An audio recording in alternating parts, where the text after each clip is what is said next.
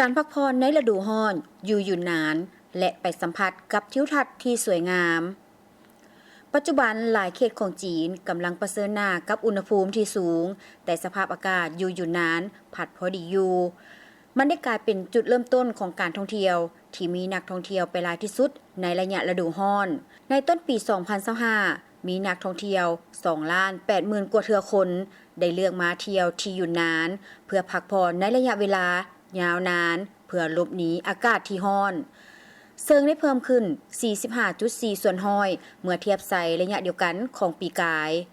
อุณหภูมิสูงสุดของนครลี่เจียงยังคงอยู่ประมาณ22องศาเซได้ดึงดูดนักท่องเที่ยวเป็นจำนวนหลวงหลายอยู่ลี่เจียงนักท่องเที่ยวสามารถเพลิดเพลินกับกิจกรรมทางด้านวัฒนธรรมที่หลากหลายงานบุญวัฒนธรรมที่พิเศษเป็นครั้งแรกที่ได้จัดขึ้นอยู่ที่นครลี่เจียงมีรายการแสดงที่หลากหลายเช่นการร้องเพลงฟ้อนรำงานตลาดนัดการแสดงนาฏศิลป์และอาหารที่แซ่บซ้อยเฮ็ดให้นักท่องเที่ยวมีโอกาสสัมผัสกับเสน่ห์อันเป็นเอกลักษณ์ของแขวงอยู่นานเมืองเก่าลี่เจียงประชาชนเผ่านาซีได้ต้อนรับนักท่องเที่ยวตามฮิตของประเพณีอยู่ถนนซื่อฝางผู้เฒ่าผู้แก่ได้นุ่งเครื่องสุดพื้นเมืองเล่นดนตรีนาซีบูฮานเสียงแคนและเสียงคุยประสานกันในขณะที่บางคนเต้นรำอาลีลีแสดงให้เห็นถึงมนต์เสน่ห์แห่งธรรมเนียมประเพณีของชนเผ่าถนนอาหารเลียบตามแล้วทางแม่น้ำยื่อเหอในเมืองเก่าได้กลายเป็นสถานที่ยอดนิยมของนักท่องเที่ยวเทศกาลอาหารอยู่นานได้จัดขึ้นอยู่ที่นี่มีห้านวางแสดงประมาณ40ห้านได้รวมเอารสชาติอาหารจากทั่วแขวงอยู่นานมาไว้บ่นี่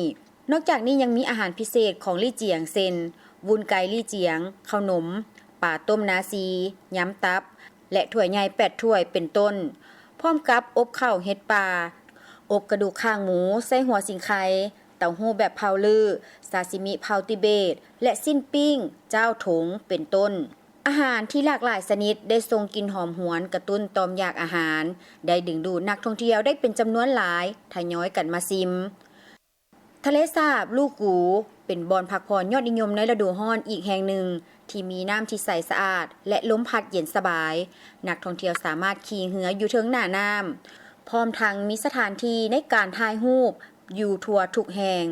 นักท่องเที่ยวใส่เสื้อนาซีถ่ายรูปในเมืองเก่าหรือใส่กระโปรงยาวเผาโมโสเพื่อถ่ายรูปแคมป์ทะเลสาบการถ่ายรูปในสุดชนเผ่าได้กลายเป็นสิ่งที่นิยมในการสัมผัสกับวัฒนธรรมท้องถิ่นนอกจากการแสดงในงานบุญวัฒนธรรมพิเศษความกลมเกลียวและความงามนอกจากจัดอยู่ลี่เจียงแล้วยังจัดอยู่แห่งอื่นๆของยูนนานเพื่อต้อนรับนักท่องเที่ยวที่เดินทางมาจากแดนไกลให้เขาเจ้าสัมผัสกับวัฒนธรรมยูนนานอย่างลึกซึ้ง